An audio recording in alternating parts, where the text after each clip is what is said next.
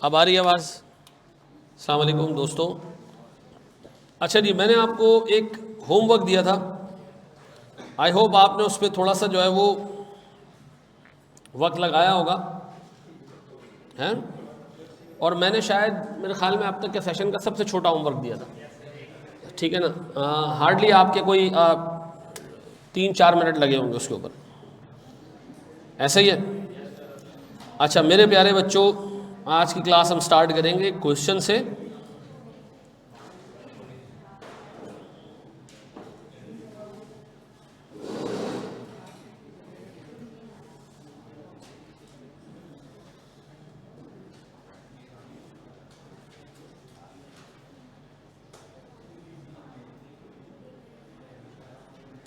अच्छा, ये सवाल आपने पहले सॉल्व करना है, इसके बाद हम आगे बढ़ेंगे, ठीक है? नहीं आ रहा?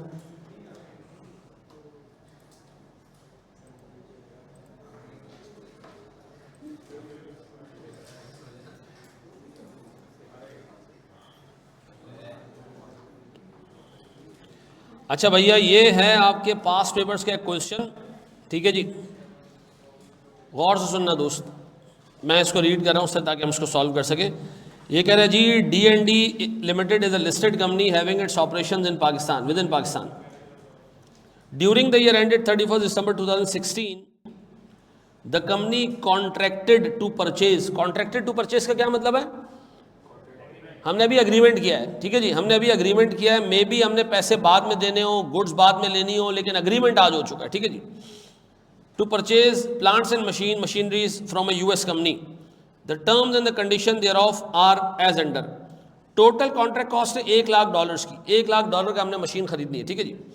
और $1,00,000 की जो पेमेंट है वो 3 किस्तों में होगी, 1 जुलाई, 30 सितंबर और नेक्स्ट ईयर 31 जनवरी को, ठीक है जी। तो इसका मतलब इसमें 2 साल इन्वॉल्व हो रहे हैं। वो आपसे कह रहे हैं जी, साइनिंग ऑफ अग्रीमेंट हुई है 1 जुलाई को, तो हमने एडवांस दे दिया। फिर शिपमेंट ऑफ गुड्स पे हमें जो है वो $50,000 देने पड़े। और फिर हमने 31 जनवरी को, यानी काफ़ी टाइम बाद जाके, यानी नेक्स्ट ईयर जाके हमने सर $30,000 पे किए। Risk and rewards are transferred on the date of shipment. जिस दिन हमें ये मशीन मिली उस दिन हमने रिस्क एंड रिवॉर्ड ट्रांसफर कर दिए। The contract went through in accordance with the schedule and the company made all the payments on time. The following exchange rates are available. ये exchange rates हैं sir, आपने मुझे इसकी journal entries pass करके देनी है। शाबाश।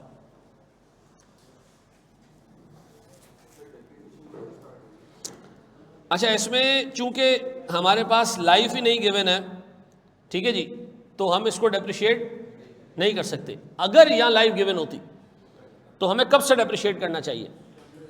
एक लाइन याद रखना पीपीई के लिए, जब अवेलेबल फॉर यूज होगा ना वो, आपने उस दिन से उसको डेप्रिशिएट करना है, ठीक है जी। अब अपेरेंटली पहली 31 जनवरी को ये टेस्ट रन और इंस्टॉलेशन कंप्लीट हो रही है, तो इसका मतलब है इस डेट से ये डेप्रिशिएट होना शुरू होगी, ठीक है जी। तो और चूंकि हमारे पास आगे लाइफ का डाटा भी नहीं है, तो और ना हमारे पास वो टाइम पीरियड है जिस पर हम उसको डेप्रिशिएट करें, ठीक है। शाबाश जी, इसको शुरू हो जाओ, करो शाबाश। अच्छा, आज हमने ना लोन्स और इनकम्स को देखना है, तो थोड़ा दिमाग हाजिर रखना। आज हमने थोड़ा कॉम्प्लेक्स एरिया देखना है। और सॉरी, जब तक हमारा ये एरिया कंप्लीट नहीं होगा मैं क्लास कंटिन्यू रखूँगा। इसके बाद तो कोई क्लास नहीं है तुम लोग,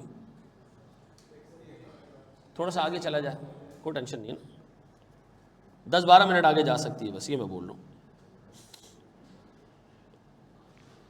जी मेरे बच्चों, हो गया? अच्छा, मुझे एक बात ये बताओ सर, इसमें मेरे पास सबसे पहले एडवांस आ रहा है, तो मैं एडवांस को रिकॉर्ड कर रहा हूं सर 1 जुलाई को। मैंने एंट्री पास की होगी सर, मेरे पास एडवांस टू सप्लायर डेबिट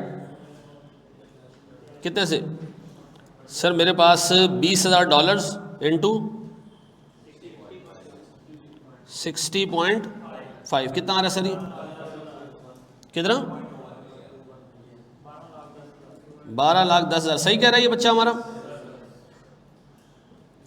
अच्छा जी, अब इसको हमने रीमेजर करना है? नहीं सर, ये कोई मॉनेटरी आइटम है ही नहीं जिसको हमने रीमेजर करना हो। हमने अब क्या किया सर, हम किस तारीख को आ गए?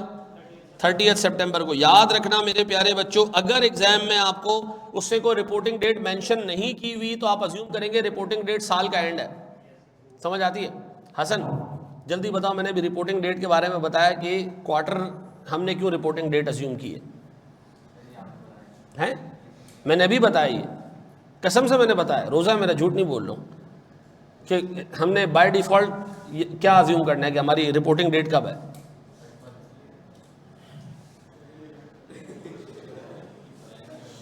मैंने कहा हमने अज्यूम करना है कि हमारी रिपोर्टिंग डेट ईयर एंड है, 31 दिसंबर नहीं है। सर इसमें कुछ नहीं लिखा हुआ तो हम अज्यूम करें ईयर एंड हमारा 31 दिसंबर है। अब बताएं जी सर, फिर उसके बाद 30 सितंबर पे 61 क्या करें सर हम? अब आपने पीपी डेबिट करना है। हाँ भाई, ये पीपी क्या होगी? एक, वेरी गुड सर, एक बैलेंसिंग फिगर होगी। बताएं मेरे पास सर एडवांस टू सप्लायर, इसको ख़त्म करें हम, कितना जी? 1210 000, फिर कैश कितना? $50,000 हमने आज कैश पे किया है। $1 का रेट आज 61 रुपीज़ है, तो 30 लाख ऐसा। फिर इसके बाद सर हमारे पास एक पेबल आ रहा है जो हमने कंटिन्यू करना है सर, इसको रिकॉर्ड करना है, इसको मेजर करना ईयर एंड के ऊपर भी। कितना? 30,000 क्या आ रहा है सर?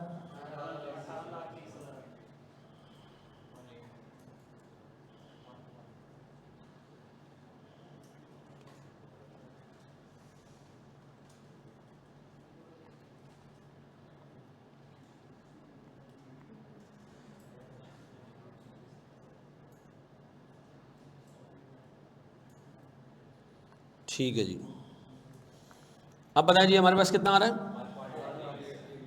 1.8 million, 83 million. अब बताएं जी मेरे पास पीपी कितने से डेबिट, बैलेंसिंग फिगर? अच्छा, कुछ लोगों ने चूंकि पिछले सारे सवालों में इन्वेंट्री आ रही थी तो यहाँ भी इन्वेंट्री को चढ़ा दिया। ठीक है जी, अल्लाह के वास्ते ऐसा नहीं। ठीक है जी, अब बताएं हमारे पास 31 दिसंबर आया ईयर एंड, कितना जी? सर हमने अपने पेबल को 20 पैसे बढ़ाना है। कितने? 20 पैसा। 20 पैसा क्यों? 61 रुपए पे है, इसको लेकर जाना किस पे? 61.2 पे। तो बताएं मैं क्या करूं सर? एक्सचेंज लॉस कितने से? सर 30,000 इंटू 0.2 कितना? और मेरे प्यारे बच्चों मेरे पास पेबल 6,000।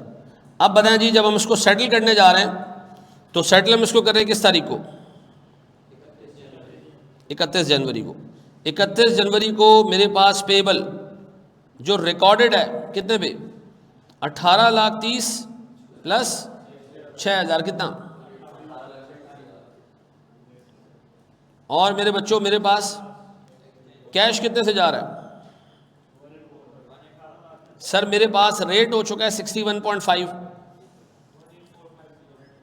30,000 इंटू 61.5 कितना? 18 लाख। फिर मेरे प्यारे बच्चों एक्सचेंज लॉस कहां पर? पीएनएल कितना? और ये 9,000 आप कैलकुलेट भी कर सकते हो। कैसे सर? आपके पास 30,000 इंटू 0.3, ठीक है जी। 0.3 कहां से आया सर? 61.2 और 61.5 का डिफरेंस। ऐसा अगर डेप्रिसिएशन होती तो हम क्या करते? ये जो पीपी की अमाउंट है ना, इसी को आप डेप्रिशिएट करना शुरू करते। तो ये जो नीचे रेट्स में चेंजेस आ रही है, पीपी चेंज नहीं होगा। रीजन, पीपी एक नॉन मॉनेटरी आइटम है, उसको डे 1 पे रिकॉर्ड करने के बाद छोड़ देना है आपको, पक्का? अच्छा जी, ये आई होप सबने कर लिया है। मैं रुकूं, इसको कॉपी कर रहे हो या मैं आगे बढ़ जाऊं? आगे बढ़ जाएं, पक्का? अपने पास हेडिंग डालो जनाब, फॉरेन करेंसी इनकम्स।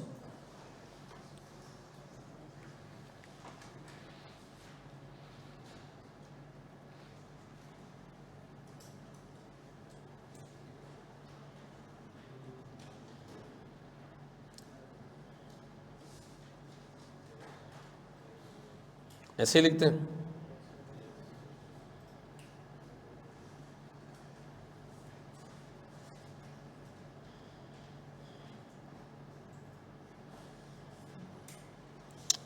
अच्छा जी, ये थोड़ी सी टेक्निकल डेफिनेशन है, ज़रा दिमाग हाजिर रखना है इसमें, ठीक है।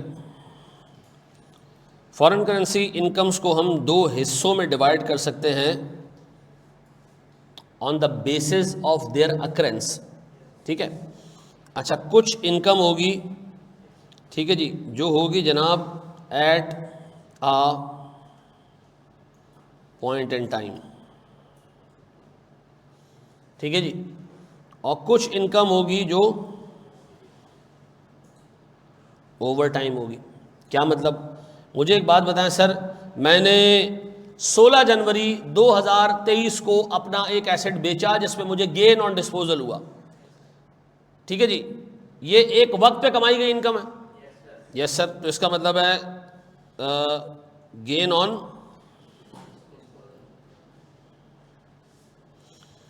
अच्छा। अब मुझे एक बात बताएं सर, मेरे पास साल शुरू होता है 1 जनवरी से, सर साल ख़त्म होता है 31 दिसंबर पे, मैंने पैसा रखवाया हुआ बैंक में, सूद मुझे मिलता है 31 दिसंबर को। ये 31 दिसंबर के दिन की इनकम है या पूरे साल की इनकम है? इसका मतलब है ये इनकम अर्न हुई है ओवर द टाइम, जिसको मैं क्या कह सकता हूं जनाब? Interest income. सर मैंने रेंट रिसीव किया साल के एंड में, पूरे साल की इनकम है या एक दिन की इनकम है ये? तो इसका मतलब है सर रेंट इनकम भी क्या है मेरे पास, एक इनकम है जो ओवर द टाइम मैंने अर्न की है। रिसीव एक पॉइंट पे की होगी लेकिन अर्न पूरे टाइम में की है मैंने। सर मुझे कमीशन मिला, मैंने एक बंदे को एसेट बिकवा के दिया, मुझे कमीशन मिला at a point in time, ऐसा? तो ये मैं आपको छोटी सी एग्जांपल्स दी है।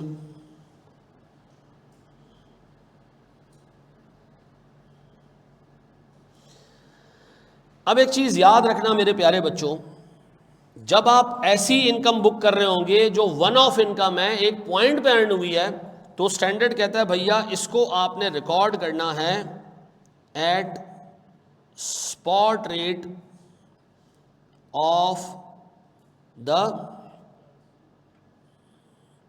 Date of income. जिस दिन इनकम अर्न हुई है उस दिन जो डॉलर का रेट आ रहा है उसी पे रिकॉर्ड कर लेना, कहानी खत्म।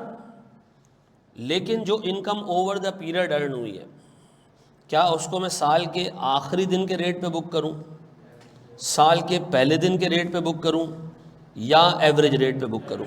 Very good sir. तो इसका मतलब है सर मेरे पास जो income over the period earn हुई है हम उसको रिकॉर्ड करेंगे at average rate of the period. ऐसा कैसे करेंगे इसको? आए जरा उसका मैकेनिज्म देखते हैं, ये कॉपी कर ले। स्पॉट रेट का मतलब क्या होता है? अभी अगर डॉलर खरीदने जाओगे किस रेट पे मिलेगा? स्पॉट का मतलब है राइट नाउ, ठीक है।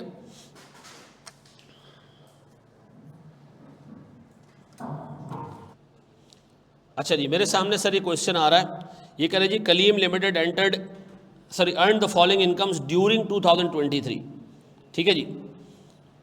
एक इनकम है इंटरेस्ट इनकम $4000 की, जो कि हमने अर्न की है, रिसीव की हमने साल के एंड पे फॉर द इंटायर ईयर।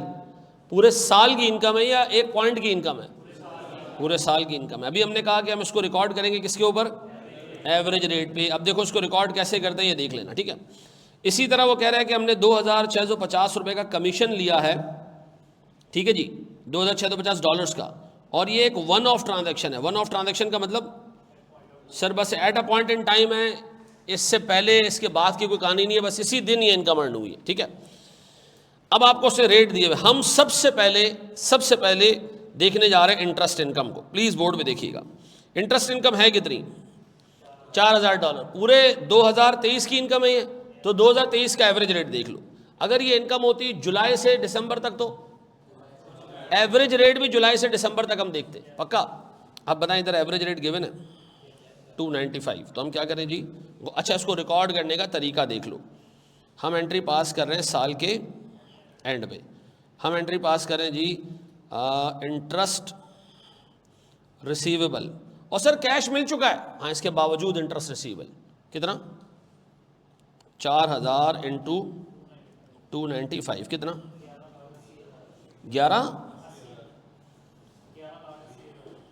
11,80,000। इन्ना लिल्लाहि व इन्ना इलैहि राजिऊन। पक्का? क्रेडिट क्या करूं?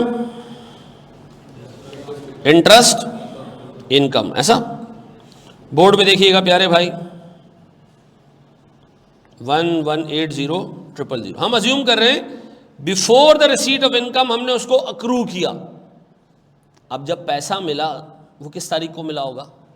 साल के एंड में, ऐसा। जब साल के एंड में पैसा मिला होगा तो कैश तो उस दिन के रेट पे रिकॉर्ड होना चाहिए जिस दिन का रेट है। वो रेट कौन सा? 305। जब हमें कैश रिसीव हुआ तो उस दिन तो डॉलर 305 का था, तो हम एंट्री पास करेंगे जी, कैश डेबिट कितने से जी? 4000 इंटू 305 कितना? 12,20,000। और मेरा इंटरेस्ट रिसीवल गया सर कितने से? 11,80,000। बाकी, वेरी गुड सर, बाकी हो गया हमारा एक्सचेंज गेन। कितने का भाई? एक्सचेंज गेन किस चीज पे आया है? एक्सचेंज गेन सिर्फ मॉनेटरी आइटम्स पे आ सकते हैं। इधर मॉनेटरी आइटम है क्या? इंटरेस्ट रिसीवेबल मॉनेटरी आइटम है, ठीक है जी। Receivable is a monetary item. तो इसका मतलब है सर मैं इंटरेस्ट इनकम को अलग रखूंगा और एक्सचेंज गेन को अलग रखूंगा। एक गलत एंट्री क्या होती कि हम कैश डेबिट करते हैं 305 से, इंटरेस्ट इनकम भी 305 से रिकॉर्ड करते, ये गलत हो जाता, ठीक है जी। तो ये याद रखना मेरे बच्चों, इसमें फिर एक्सचेंज गेन नज़र ही नहीं आता, ठीक है। आपने इंटरेस्ट इनकम, वो income which is earned over the period of time, याद रखिएगा मेरे बच्चों, हम हमेशा उसको एवरेज रेट पे रिकॉर्ड करते हैं। डन। और फिर जब साल के एंड में उसका पैसा रिसीव हो जाता है तो पैसे को स्पॉट रेट पे रिकॉर्ड करते हैं, और जो डिफरेंस आता है दोनों में वो एक्सचेंज गेन होगा, ऐसा। तो अब बताएं जी, हमारे पैसे एवरेज रेट से बन रहे थे 1180, लेकिन जब हमें कैश रिसीव हुआ तो वो बन रहे 1220। तो जो 40,000 का डिफरेंस है, it will be taken as exchange gain rather than interest income, ठीक है जी। एक्सचेंज गेन के तौर पे ट्रीट होगा, इंटरेस्ट इनकम के तौर पे ट्रीट, पक्का? बड़े एक आगे। अच्छा, अब दूसरी भी बात कर रहा है वो, उससे हमने कमीशन इनकम रिसीव की है कितने की? 2650। क्या इस इनकम और पैसा रिसीव होने की डेट सेम है? Yes sir. क्या ये income over the period earn हुई है? क्या इसको एवरेज रेट पे रिकॉर्ड करना चाहिए? नहीं सर, जिस दिन की इनकम है उस दिन के रेट पे रिकॉर्ड करो। वो क्या है जी? 26 दिसंबर को रेट क्या है? 296। अब बताओ मैं एंट्री क्या पास करूं? अच्छा माशाल्लाह, 26 दिसंबर की एंट्री। तू कहाँ आ रहा साथ में भाई? तू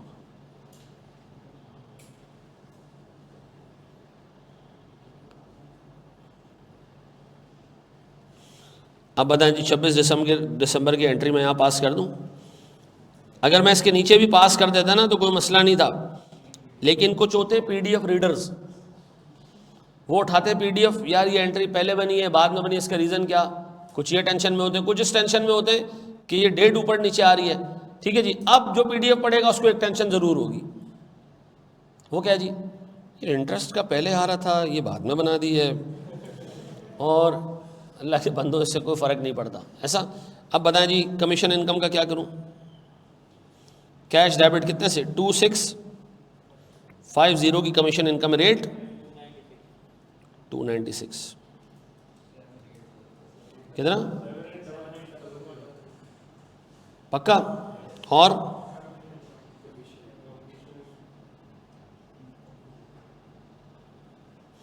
यार इसको रीमेजर करने की ज़रूरत है साल के एंड में, करना होता अगर ये कैश में रिसीव नहीं हुआ होता, ऐसा। ये क्लियर है मेरे बच्चों? शाबाश, कॉपी करो इसको, कॉपी करे छठे साईं। चलो जी, आसान सा सवाल है।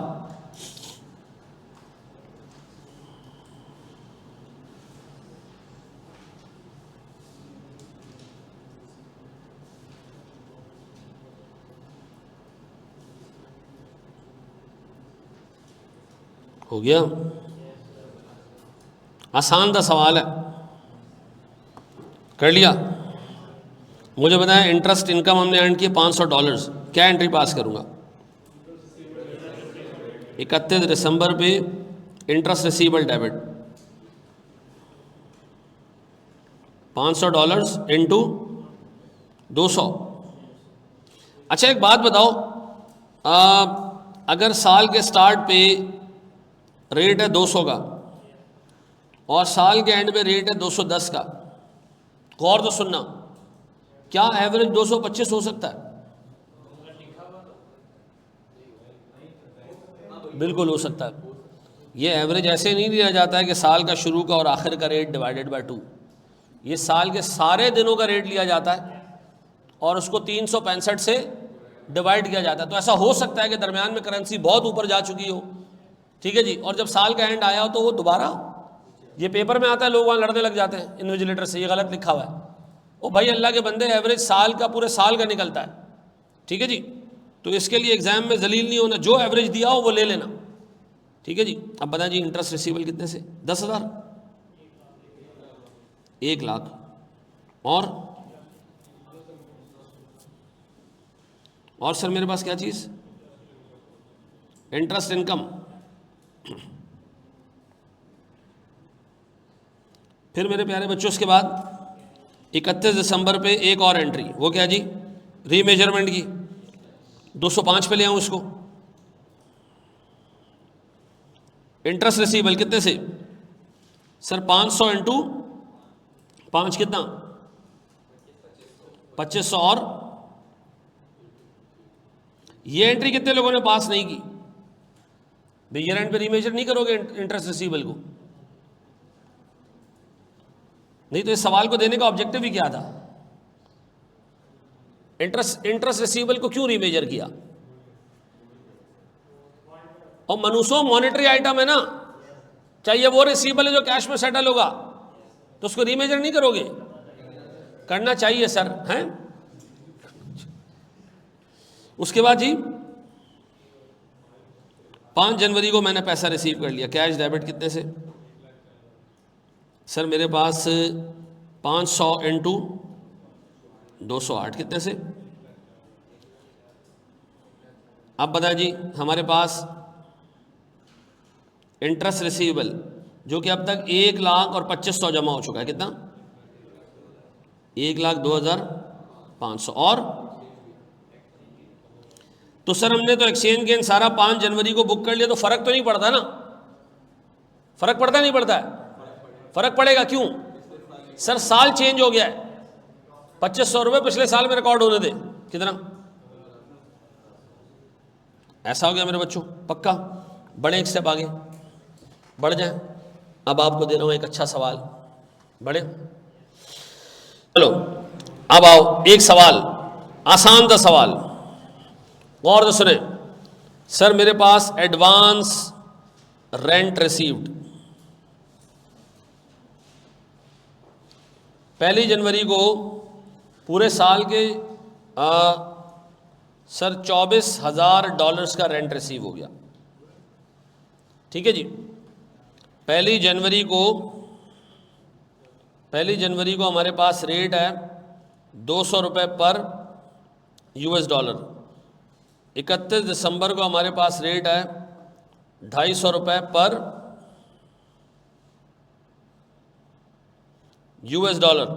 और हमारे पास पूरे साल का एवरेज रेट है 227 रुपये पर $। शाबाश जी, हमने रेंट पहले दिन ही रिसीव कर लिया। लास्ट क्वेश्चन में आपने कमीशन के ऊपर कहा था कि अगर ये पैसों में सेटल होते हों तो रीमेजरमेंट करते हों तो उस एंट्री में डेबिट हमने कैश, भाई क्यों उसी वक्त पैसा मिल गया ना फैज़ान? अगर पैसा बाद में मिलना होता तो हम क्या करते? फिर हम रिसीवेबल बुक करते। जी मैं बढ़ूँ आगे? अच्छा अब मुझे एक बात बताओ, इसमें क्या किया आपने? अभी मैंने आपको कहा ये कंटिन्यूअस इनकम है, कौन सा रेट इस्तेमाल होना चाहिए? देखो एवरेज रेट तो जब इस्तेमाल होना चाहिए जब फॉरेन करेंसी में एक्सपोजर हो ना। आपकी फॉरेन करेंसी का एक्सपोजर तो डे 1 पे ही ख़त्म हो गया, आपको पैसे मिल गए, पैसे आपने कन्वर्ट करा लिए होंगे किस में? रुपयों में। उसके बाद तो आपको फॉरेन करेंसी के रेट के चेंज होने को देखना ही नहीं है। तो क्या करना चाहिए सर? हमें एंट्री पास करनी चाहिए पहले दिन, किस तारीख को? 1 जनवरी को। कैश डेबिट कितने से सर? $24,000 इंटू 200 कितने? 48 मिलियन। हाँ ना, मैंने कहा अगर इतना 48 मिलियन है तो मैं भी कोई घर वर खरीद लूँ। और एडवांस रेंट, ये हमारी एक लायबिलिटी है लेकिन मॉनेटरी नहीं है, अर्नड इनकम टाइप की चीज़ है। ऐसा अब बताओ जी, हमारे पास फिर आया साल का एंड। साल का एंड आया ना, क्या करें? इसको रीमेजर करें? नहीं सर, हम एंट्री पास करेंगे एडवांस रेंट डेबिट और रेंट इनकम क्रेडिट। अब मेरे दो सवाल हैं आपसे, आपने इसमें रीमेजरमेंट क्यों नहीं की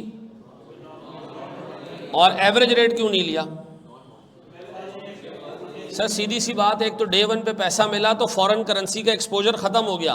अब हमारा कोई रिसीवेबल या पेएबल है नहीं जिसकी हम टेंशन लें, पैसे आ गए पहले दिन ही, ठीक है जी, तो हमने उसको रिकॉर्ड कर लिया। जी मेरे बच्चे देखो, मुझे एक बात बताओ, हमने मॉनेटरी की डेफिनेशन क्या पढ़ी है? वो रिसीवेबल जो कैश में सेटल हो, वो पेएबल जो कैश में सेटल हो।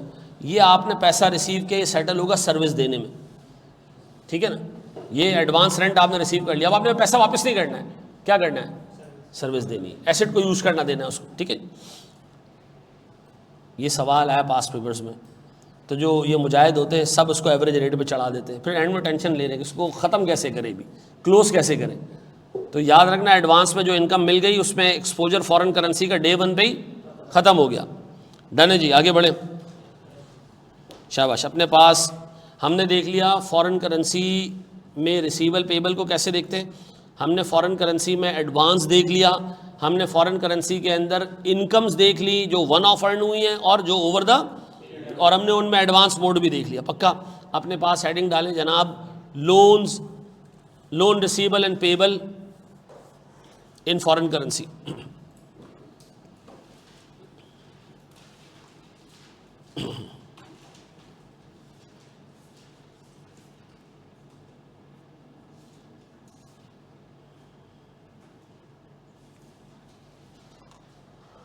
अच्छा जी,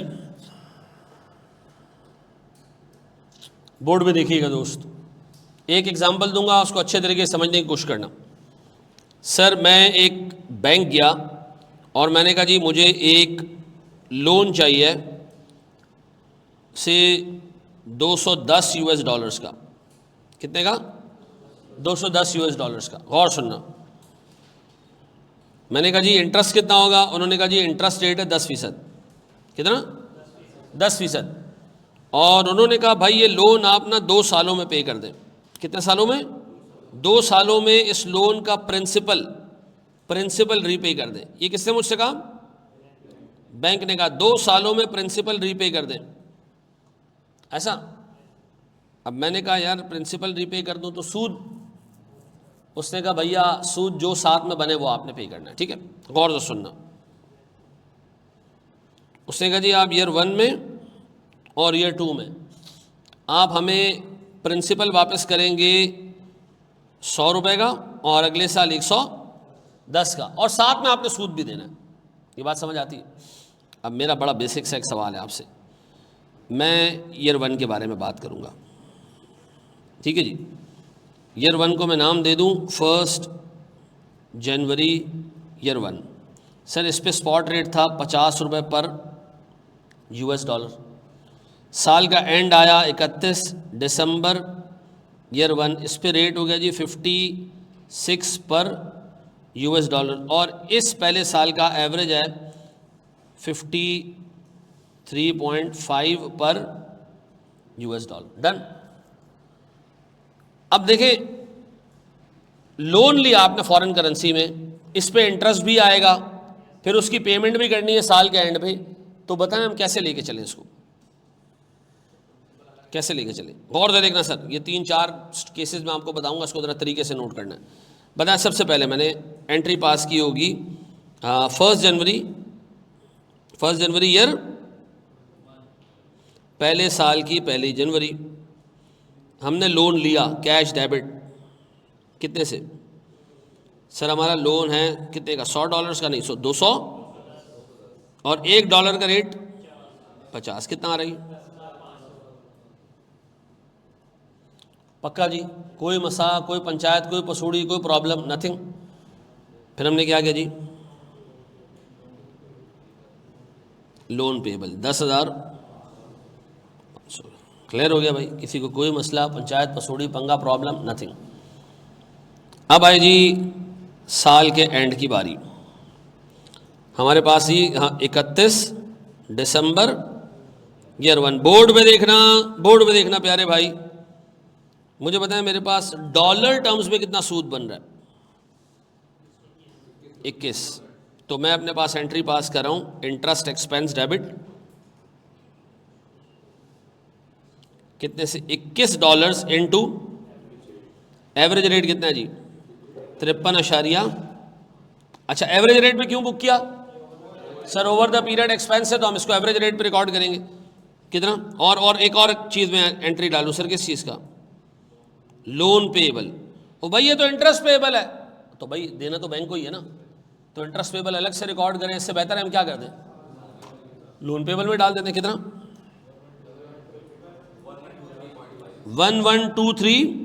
मेरे बच्चों ये सीधा सवाल नहीं है, बोर्ड पे देख लेना, 1123.5 ऐसा। अब बताओ रुपी टर्म में 10,500 रुपये का लोन था और 1123.5 रुपये का क्या बन गया? इंटरेस्ट बन गया। अब बोर्ड पे देखना, बोर्ड पे देखना, बोर्ड पे देखना, सारी चीज़ें 2 मिनट के लिए छोड़ो। मैं इधर एक टेबल बना रहा हूं, इस टेबल को हम नाम देते हैं अमोर्टाइजेशन टेबल। ठीक है जी भैया, मैंने डे 1 पे लोन लिया है, ओपनिंग बैलेंस है इसका, इस पे लगेगा सूद। ठीक है जी, फिर मैं कुछ पैसा बैंक को पे करूंगा और मेरे पास क्या बच जाएगा? क्लोजिंग बैलेंस बच जाएगा। मुझे ये टेबल चाहिए यूएस डॉलर्स में। मुझे टेबल किस में चाहिए? यूएस डॉलर्स में। बताओ हमारा पहला साल कितने का लोन था? लोन कितने का था डॉलर टर्म्स में? 210। हमने कहा जी हमारा लोन है 210, इस पे सूद लगा कितने का? 21। तो अब हमारा डॉलर टर्म्स में लोन हो गया 210 प्लस 21। अब हमें याद है कि हमने बैंक को पे करने हैं 100 रुपए का प्रिंसिपल और 21 रुपए का सूद। तो बताओ हम बैंक को क्या पे करें? 121। ये कैसे है 121? 100 रुपए का प्रिंसिपल और 21 रुपए का सूद, ऐसा। अब बताओ मेरे प्यारे बच्चों, अगर मैंने ये पे कर दिया तो मेरे पास कितना पेबल साल के एंड में बच गया? $210 लिए थे, 21 का सूद चढ़ गया, 121 पे ऑफ कर दिया, बाकी कितने रह गए? 110। या अल्लाह तेरा लाख लाख शुक्र है। पक्का? यहाँ रुक जाओ, यहाँ रुक जाओ, यहाँ रुक जाओ। अभी यही टेबल, यही अमोर्टाइजेशन टेबल आपने रुपीस में भी बनाना है। ठीक है जी, किस में बनाना है? ये तरीका देख लो अल्लाह के वास्ते, बोर्ड पे देखना। यही अमोर्टाइजेशन टेबल हमने बनाना है किसमें? PKR कह लो या रुपीस कह लो, लेकिन इसका फॉर्मेट ऐसे नहीं रखेंगे हम थोड़ा ऐसे रखेंगे। हाँ भैया, ओपनिंग बैलेंस कितना था? हमने कहा जी $210 का लोन, डे 1 पे रेट क्या था? 50। तो हमने क्या किया जी, हमारे पास कितना आ गया ये? 10,000। सर इस पे लगा सूद, इंटरेस्ट कितना जी? $21 और हमने उसको एवरेज रेट से मल्टीप्लाई किया, कितना जी? 53 बोर्ड पे देखना कितना आ गया जी? 1123.5। ये 2 ट्रांजैक्शन हो गई। अब हमने बैंक को पैसा देना है, और बैंक को कितना पैसा देना है भाई? $121। बैंक को कितना पैसा देना है? किस दिन देना है? साल के एंड पे। तो रेट कौन सा इस्तेमाल होगा? साल के एंड का। क्या एंट्री पास करूं सर मैं? साल के एंड का रेट मैं एंट्री पास करूंगा, लोन पेएबल डेबिट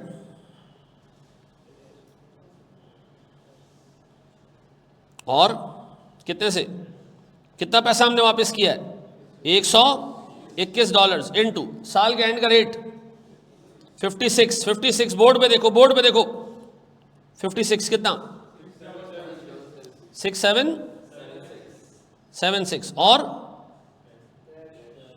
6776 ऐसा। अब मेरा एक सवाल है, ओपनिंग बैलेंस कितना था लोन का? 10,000। आपने रुपी टर्म में उस पर सूद चढ़ाया कितने का? 1123 का। फिर आपने कैश पे कर दिया, जिससे आपका पेबल कम हो गया, कितना 6776, ऐसा बताएं आपका पेबल कितना बचा रुपी टर्म में, रुपी टर्म में कितना बचा 4847.5। ये मेरा क्लोजिंग बैलेंस है, ये मेरा क्लोजिंग बैलेंस है बिफोर रीमेजरमेंट, ऐसा। अब मुझे एक बात बताओ, तुम्हारा क्लोजिंग बैलेंस डॉलर टर्म्स में कितना है 110, और क्लोजिंग रेट कितना चल रहा है जी 56। क्या लोन पेबल एक मॉनेटरी आइटम है? क्या लोन पेबल एक मॉनेटरी आइटम है? डॉलर टर्म्स में तुम्हारा लोन कितना बाकी है 110। तो मैं काम कर रहा हूं, मैं क्लोजिंग बैलेंस कैलकुलेट कर रहा हूं। नया क्लोजिंग बैलेंस कितना जी 110 इंटू 56 कितना आ रही है 660। बताओ ये हमारा क्लोजिंग बैलेंस जो रुपी टर्म में बैलेंस गिवन है उससे कितना ऊपर है 13125.5 सर 1312.5। ये क्या है एक्सचेंज लॉस। क्यों? क्योंकि हमारा पेबल क्या हो रहा है। अब मुझे एक बात बताएं, आप एक एक्सचेंज लॉस बुक कर रहे हो, इस एक्सचेंज लॉस में इंटरेस्ट का एक्सचेंज लॉस भी शामिल है और लोन का एक्सचेंज लॉस भी शामिल है, लेकिन दोनों को अलग अलग कैलकुलेट करने की ज़रूरत नहीं है। अपना टाइम ख़राब मत करना। जब भी आप लोन लोगे, आप लोन लेने की एंट्री पास कर दें, ठीक है जी। रुपी टर्म में आप इंटरेस्ट की एंट्री एवरेज रेट से पास कर दें, फिर आप टेबल बनाना शुरू करें किसमें डॉलर्स में, फिर आप टेबल बनाना शुरू करें किसमें रुपीज़ में, तो आपको ये पता चल जाएगा ये क्लोजिंग बैलेंस जो आपका लोन का है सर ये इस क्लोजिंग रेट के हिसाब से होना चाहिए रुपी टर्म में। तो आपको आखिर में एक बैलेंसिंग फिगर मिलेगी किसकी एक्सचेंज गेन और लॉस की। अब बताओ मैं इसको रिकॉर्ड करूं, मैं एंट्री क्या पास करूं एक्सचेंज लॉस डेबिट कितने से 1312.5 और अच्छा। एक लंबा चौड़ा तरीका क्या होता कि आप पहले जो है ना वो सूद की एंट्री पास करते, फिर सूद की पेमेंट की एंट्री पास करते, फिर लोन के प्रिंसिपल की पेमेंट की एंट्री पास करते, फिर जो रिमेनिंग लोन है उसको रिवैल्यू करते। तो आसान तरीका क्या है कि आप लोन को डे 1 पे रिकॉर्ड करें ओपनिंग रेट पे, इंटरेस्ट को रिकॉर्ड करें किस पे एवरेज रेट के ऊपर, ठीक है जी, और कैश पेमेंट को रिकॉर्ड करें किस पे क्लोजिंग रेट के ऊपर। जो आपका लोन एंड में बच जाए आप क्लोजिंग डॉलर टर्म्स में जो लोन है उसको क्या कर दें रीमेजर कर दें। तो इसका मतलब ये कि हमने क्या किया, हमने लोन ऑब्टेन करने की एंट्री ओपनिंग रेट से ली किसकी लोन ऑब्टेन करना,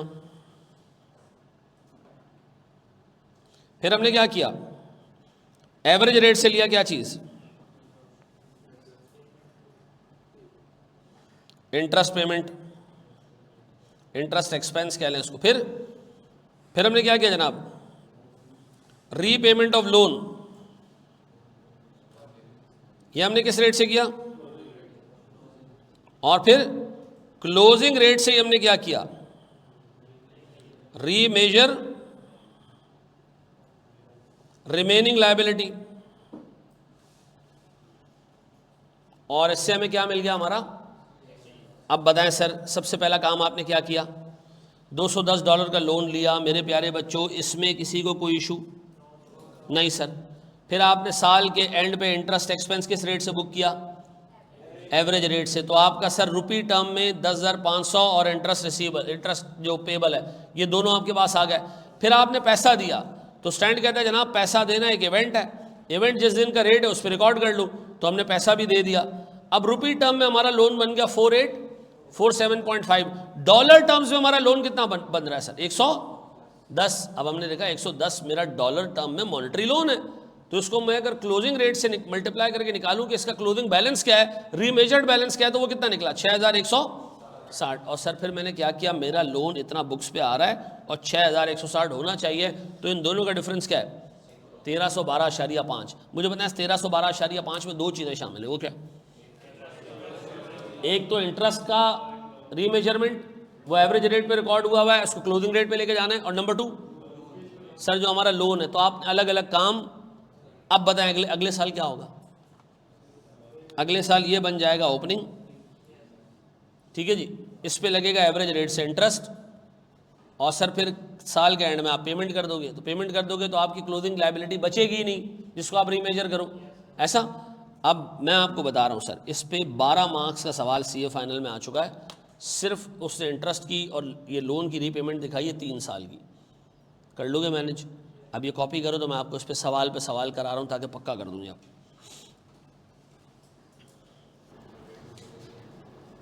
अच्छा जी, हमारी इस स्टैंडर्ड में तकरीबन 3 के करीब क्लासेस और रह गई हैं, तो हम इस वीकेंड तक इसको फारिग कर देंगे, ठीक है। ज़्यादा ज़रा हुआ तो अगले वीक के स्टार्ट पे एक आध क्लास और हो जाएगी, तो रमज़ान में हम इंशाल्लाह दूसरा स्टैंडर्ड भी शुरू कर लेंगे, हैं। देखो चीज़ें आती हैं, हर एक चीज़ आसान है, चीज़ें नहीं आती हैं मतलब एक नहीं है, इसमें थोड़ी जान है। ये 1-2 हफ्ते छोड़ दो उसको, फिर पढ़ो, फिर आपको फील होगा कि बहुत जान है। हैं? हाँ, ब्रेक इवन है, बहुत आसान आसान आसान आसान। एंड में ब्रेक इवन की शक्ल देखी तो तब याद आया कि यार ये एक ज़माने में हमारा दोस्त हुआ करता था।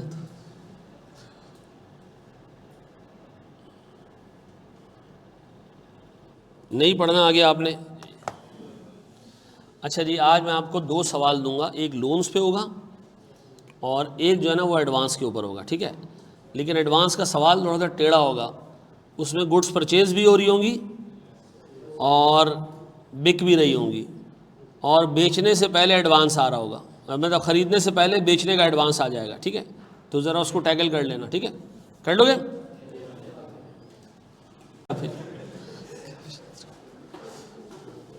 थैंक यू वेरी मच जी, अल्लाह आपको खुश रखे अपने ख़र्चे पे। जज़ाकल्लाहु खैरन। अस्सलामु अलैकुम।